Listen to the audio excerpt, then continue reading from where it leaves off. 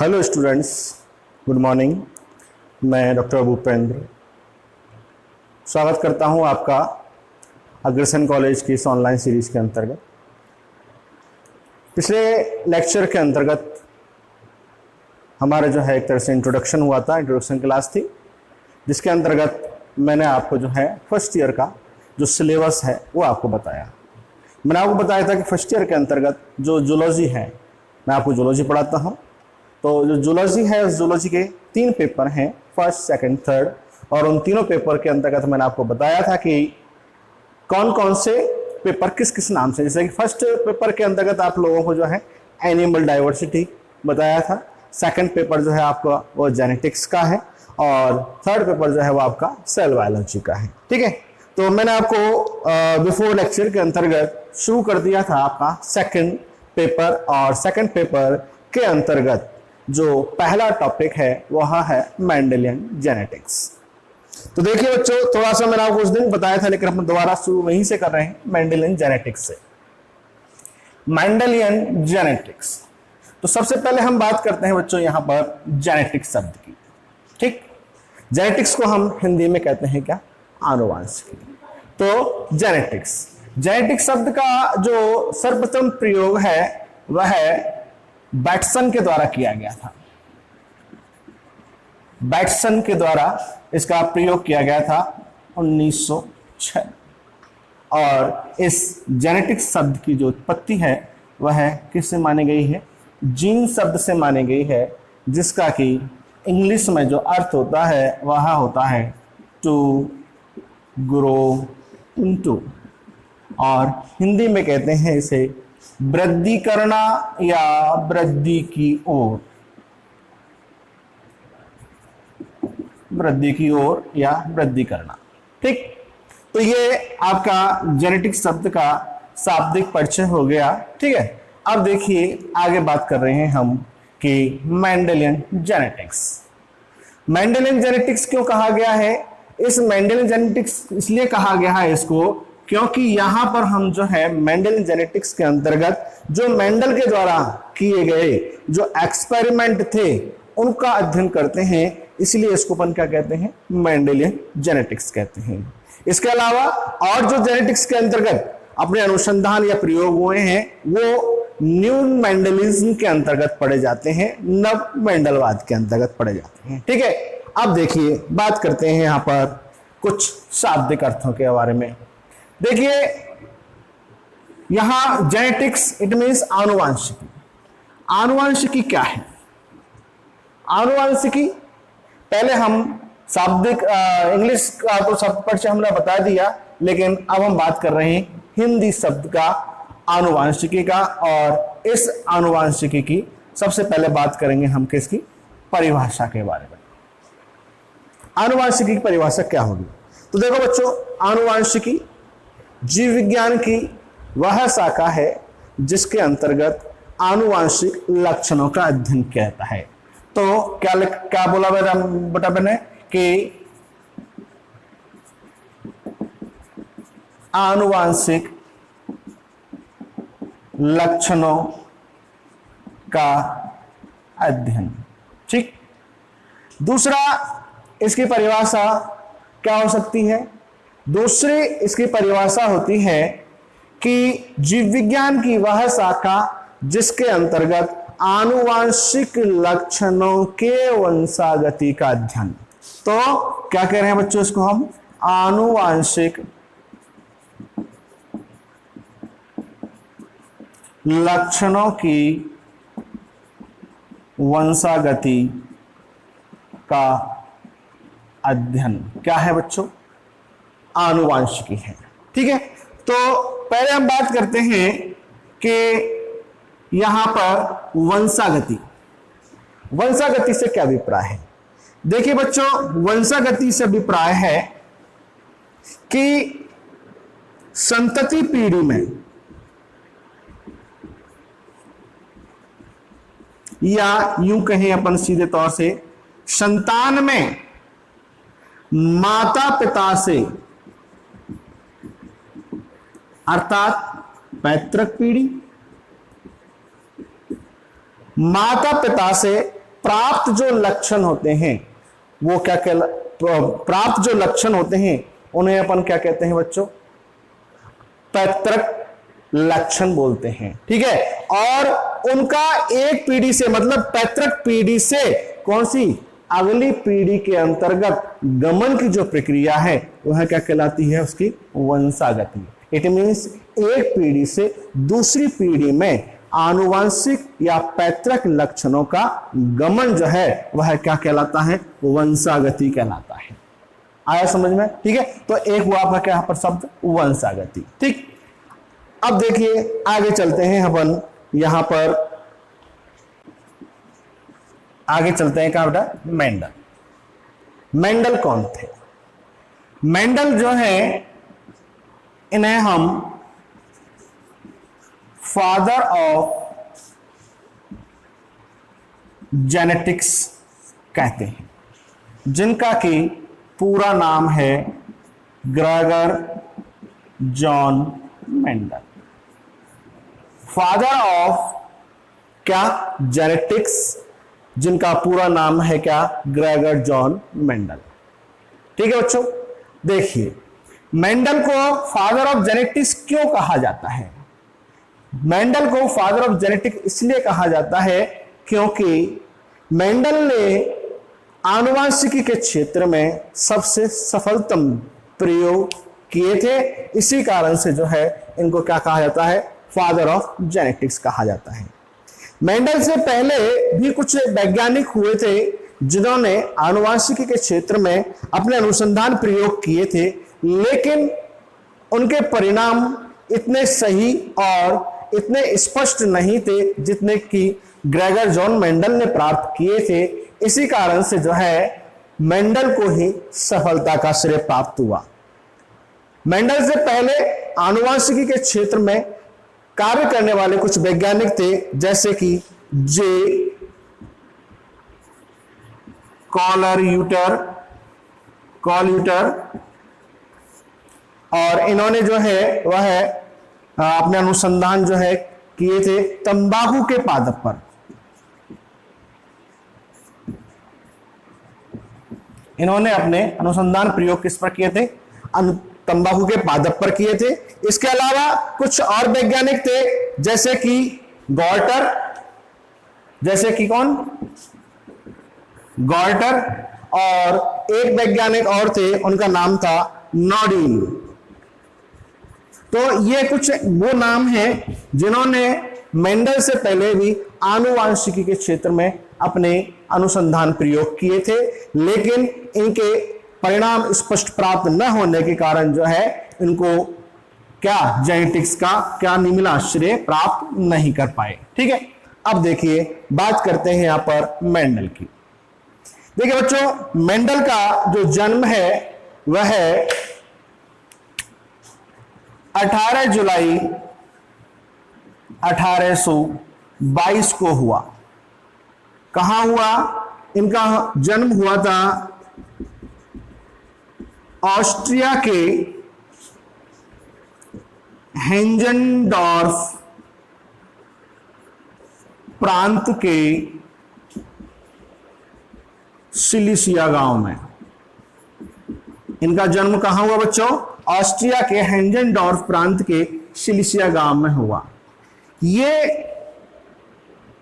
एक सामान्य परिवार से बिलोंग करते थे, जिनकी आजीविका का स्रोत जो है वह मैन था क्या?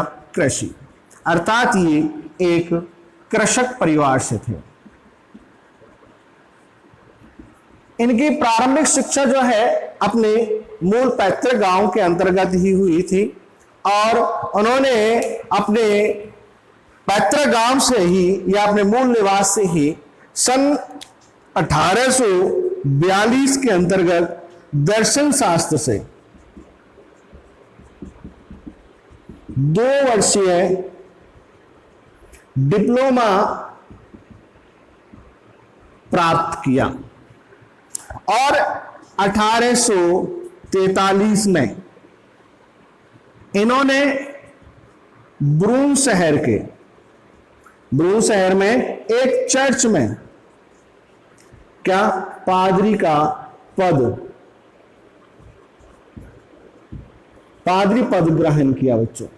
तो देखिए पादरी का पद इन्होंने मात्र 21 साल की उम्र में ग्रहण किया था बुलंदशहर के अंतर्गत, और इनकी जो मुख्य एक तरह से लाइफ है या जिसकी कहानी जो है वो कहां से शुरू होती है, वो यहीं से होती है, बुलंदशहर से।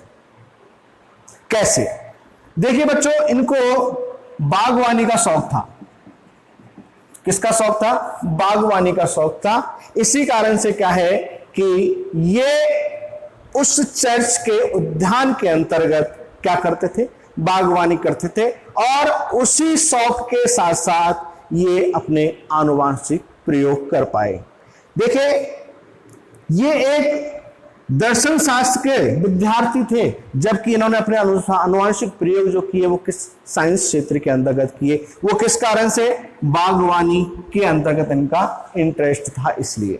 ठीक है, अब देखिए इसके बाद क्या हुआ, कब तक इन्होंने, अब इन्होंने क्या किया कि बागवानी का इनको शौक था, बागवानी का काम करते रहे, और साथ में ही ये अध्ययन अध्यापन का भी काम करते रहे। अब बच्चों क्या हुआ कि कुछ समय तक ये इस क्षेत्र में काम करते रहे, लेकिन ये उनके स्पष्ट परिणाम प्राप्त नहीं कर पाए।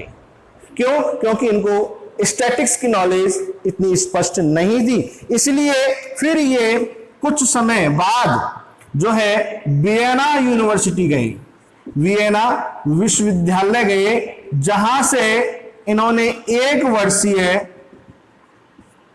स्टैटिक्स में कोर्स किया। स्टैटिक्स में 1 वर्षीय कोर्स किया, और फिर पुनः ये वहीं बुलंदशहर में आए और इन्होंने अपने अनुसंधान प्रयोग प्रारंभ किए। और इन्होंने अपने अनुसंधान प्रयोग जो है वो बताते हैं 1856 से लेकर और 1863 तक किए थे बच्चों। अपने अनुसंधान प्रयोग 1856 से लेकर 1863 तक किए थे। कुछ बुक्स के अंतर्गत इसको जो है 1857 से लेकर 1865 भी बता रखा है बच्चों। तो ये कोई ऐसा मुद्दा नहीं है, लेकिन हमको नॉलेज के तौर पर हमने यहाँ पर थोड़ा सा मैंने आपको बता दिया है। ऑथेंटिक जो ज्यादा ऑथेंटिक बुक हैं उनके अंतर्गत यही दे रखा है 1856 से लेकर 1863 तक इन्होंने अपना अनुसंधान प्रयोग किए थे। इसके बाद इन अनुसंधान प्रयोगों को इन्होंने एक पत्रिका के अंतर्गत छपवाया। इन्होंने अपने अनुसंधान प्रयोगों को एक पत्रिका के अंतर्गत छपवाया। कब? 1866 में, और उस पत्रिका का नाम था नेचुरल हिस्ट्री ऑफ ब्रून सोसाइटी। नेचुरल हिस्ट्री ऑफ ब्रून सोसाइटी इस पत्रिका का नाम था, जो कि एक लोकल वार्षिक पत्रिका थी। देखिए बच्चों, कुछ जगह आप लोगों को इस प्रकार से भी पढ़ने को मिलता है, ब्रून सोसाइटी ऑफ नेचुरल हिस्ट्री। तो ये आप लोगों को ज्यादा कंफ्यूज नहीं है, क्योंकि ये एक जो नाम लिखा गया है ये एक अनुवादित ट्रांसलिटेड रूप है, जबकि जो मूल इस बुक का नाम, पत्रिका का नाम था, वो वहां की लोकल जर्मन लैंग्वेज में है। ठीक है, तो उसको अपन नेचुरल हिस्ट्री ऑफ ब्रून सोसाइटी नाम दिया हुआ है। ठीक है, अब देखिए बच्चों, यहां 1866 में इन्होंने अपने क्या अनुसंधान प्रयोगों को इस पत्रिका के अंतर्गत छपवाया, लेकिन अन्य वैज्ञानिकों का इनके द्वारा किए गए जो अनुसंधान थे उस ओर बिल्कुल ध्यान नहीं दिया। कारण एक मूल कारण तो यह था कि मेंडल के द्वारा किए गए जो अनुसंधान है उनको समझने की अन्य वैज्ञानिकों में उस समय समझ नहीं थी। दूसरा कारण था कि उस समय ज्यादातर वैज्ञानिकों का जो ध्यान था वह जैव विकास की ओर था, इसलिए ज्यादातर वैज्ञानिकों ने इनके अनुसंधानों को क्या किया? नजरअंदाज किया। और इस प्रकार से या इस कारण से जो है ये बिना ख्याति प्राप्त हुए 1884 में इनकी क्या हुई बच्चों? मृत्यु हो गई। और 1884 में जब इनकी मृत्यु हुई, ऐसा बताते हैं कि इनको किडनी की कोई बीमारी थी, जिसके कारण इनकी क्या हुई? मृत्यु हो गई बीमारी के दौरान ही। लेकिन देखिए ये किस्मत वाले भी थे, कुछ क्या है इनका भाग्य साथ भी नहीं दे रहा था, लेकिन थोड़े किस्मत वाले भी थे। एक मतलब दुर्भाग्य भी था तो क्या थोड़ा सा भाग्यशाली भी थे। दुर्भाग्य तो क्या था कि ये बिना ख्याति प्राप्त हुए ही और मृत्यु को प्राप्त हो गए, और इसका क्या भाग्यशाली कैसे थे कि चलो कोई बात नहीं, जीवन के दौरान नहीं तो मृत्यु के बाद ही सही। आज हम जानते हैं कि पूरा विश्व उनको जानता है, मेंडल को, कि वो एक जेनेटिक्स के जनक थे। तो देखिए बच्चों क्या हुआ कि सन 1900 में 3 वैज्ञानिक थे बच्चों, और ये 3 वैज्ञानिक थे हॉलैंड के हुंगो डीवरीज, ऑस्ट्रिया के एरिक वॉन शेरमार्क और जर्मन के कार्ल कॉरेंस। ये 3 वैज्ञानिक थे, और इन 3 वैज्ञानिकों ने अपने अनुसंधान कार्य किए, और इन्होंने जो अपने परिणाम प्राप्त किए वो परिणाम वो ही थे जो कि मेंडल इनसे लगभग 34 साल पहले प्राप्त कर चुका था। कब? लगभग 34 साल पहले प्राप्त कर चुका था। ठीक है, तो बच्चों क्या हुआ कि इन तीनों वैज्ञानिकों ने इस खोज का श्रेय जो है वह किसको प्रदान किया? मेंडल को प्रदान किया। तब जाकर मेंडल को जो है किसका आनुवांशिकी का जनक कहा गया। इन तीनों वैज्ञानिकों को जो है वह आनुवांशिकी का पुनः खोजकर्ता भी कहा जाता है। ये आप लोग पहले भी पढ़ चुके हैं, 12th में भी और 9th में भी पढ़ते आए हैं कि आनुवांशिकी के पुनः खोजकर्ता कौन कौन से हैं। ठीक है बच्चों, तो ये तीनों वैज्ञानिक वो थे जिन्होंने मेंडल्स के कार्यों को पुनः खोजा था। ठीक है, अब थोड़ा सा मैं यहाँ पर एक बात और बता देता हूं कि मेंडल ने जो अपने आनुवांशिक प्रयोग किए थे वह किस पर किए थे? It means Mendel work, Mendel का कार्य। देखिए बच्चों, मेंडल का कार्य जो है वह था मटर पर, और इसका जो वैज्ञानिक नाम है वह है पाइसम सैटाइवम। पाइसम सैटाइवम जो है इसका वैज्ञानिक नाम है। और देखिए बच्चों, इसे हम जो है 1 वर्षीय शाख के रूप में जानते हैं। अर्थात ये जो पादप है वह कैसा था? 1 वर्षीय शाख के रूप में था। इट मींस इसका जो जीवन काल है वह कितना होता है? 3 से 4 माह तक होता है। ये हम इस पादप के अर्थात मटर के जो गुण हैं उन गुणों का जो वर्णन है वह कहां करेंगे? मेंडल की सफलता के कारण के अंतर्गत करेंगे। आई बात समझ में? ठीक है, तो यहां मेंडल ने जो है इस पर प्रयोग किया था, मटर के पौधे पर प्रयोग किया था, और जो कि 1 वर्षीय शाख था, और इसने यहां पर मटर के अंतर्गत पाए जाने वाले 7 विपर्यासी, मटर पर पाए जाने वाले 7 विपर्यासी लक्षणों पर प्रयोग किया था। ठीक है बच्चों, तो कितने लक्षण थे? 7 विपर्यासी लक्षण थे। देखो एक शब्द का यहां पर मैं आपको और अर्थ बता देता हूं, विपर्यासी, सॉरी विपर्यासी लक्षण या विपर्यासी गुण वाले। विपर्यासी से मतलब क्या है? देखिए विपर्यासी से अभिप्राय है कि जो कोई एक लक्षण है उसके 2 रूप पाए जाते हैं। कोई भी एक लक्षण, तो 7 लक्षण थे और वो कैसे थे? कैसे थे? विपर्यासी थे। जैसे कि लंबाई। लंबाई क्या है? पादप का एक लक्षण है और इसके स्वरूप 2 हैं। कौन कौन से स्वरूप? एक लंबा और एक कौन सा बच्चों? बौना।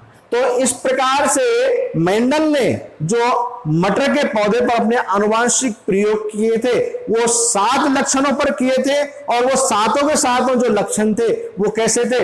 विपर्यासी थे, विपर्यासी स्वरूप वाले थे। यह भी एक मेंडल की सफलता का कारण रहा कि उसके द्वारा चयन किए गए जो 7 लक्षण थे वो कैसे थे, विपर्यासी स्वरूप वाले थे। ठीक है बच्चों, आगे हम नेक्स्ट लेक्चर में बात करेंगे अगले बिंदुओं पर। Thank you.